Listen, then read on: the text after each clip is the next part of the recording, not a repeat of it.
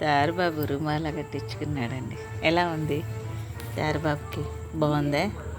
రైతు బిడ్డ అండి, చిన్న రైతు బిడ్డ ఈడు కదా తారబాబు. అన్ని పనులు చేస్తావన్నా, నాగలి పట్టి దుక్కి దున్ని వ్యవసాయం చేస్తావు చిన్ను. ఇక్క చూడు, హాయ్ చెప్పు. ఏందే మమ్మీ నాకు ఇట్లా పెడుతున్నావు అంటున్నాడు.